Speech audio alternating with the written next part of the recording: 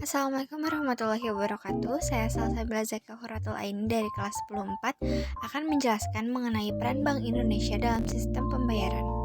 Apa itu Bank Indonesia? Bank Indonesia adalah Bank Sentral Republik Indonesia, di mana merupakan lembaga negara yang independen, bebas dari campur tangan pemerintah dan atau pihak-pihak lainnya, kecuali untuk hal-hal yang secara tegas diatur dalam undang-undang. Pihak luar tidak dibenarkan mencampuri pelaksanaan tugas Bank Indonesia, dan Bank Indonesia juga berkewajiban untuk menolak atau mengabaikan intervensi dalam bentuk apapun dari pihak manapun juga.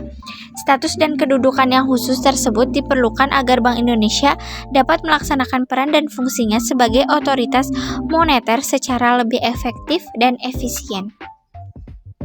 Tugas Bank Indonesia. Bank Indonesia mempunyai tugas sebagai berikut. 1.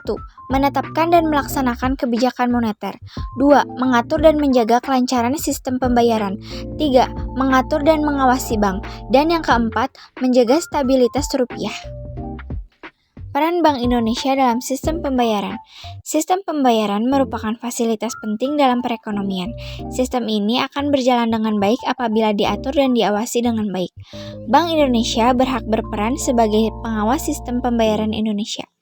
Bank Indonesia memiliki wewenang menetapkan kebijakan, mengawasi memberi perizinan, dan sebagai fasilitator dalam sistem pembayaran di Indonesia.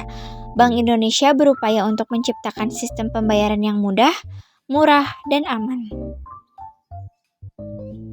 Peran Bank Indonesia dalam sistem pembayaran antara lain sebagai berikut.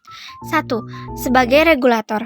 Peran pokok Bank Indonesia dalam sistem pembayaran di Indonesia yakni sebagai regulator sistem pembayaran. Bank Indonesia akan berusaha untuk mewujudkan sistem pembayaran yang aman, cepat, dan mudah digunakan oleh masyarakat. Untuk itu, Bank Indonesia akan terus mengeluarkan kebijakan untuk menciptakan efisiensi sistem pembayaran. 2. Sebagai fasilitator. Bank Indonesia juga berperan sebagai fasilitator industri untuk mengidentifikasi arah kebijakan dan pengembangan sistem pembayaran yang sesuai dengan kebutuhan masyarakat.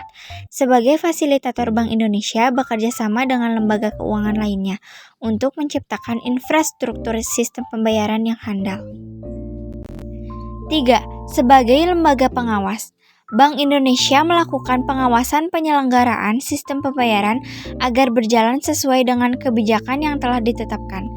Setiap lembaga sistem pembayaran diwajibkan memberikan laporan kepada Bank Indonesia sebagai acuan dalam menilai pelaksanaan sistem pembayaran yang telah berjalan. Bank Indonesia akan melakukan tindakan korektif terhadap ketidaksesuaian pelaksanaan dalam sistem pembayaran.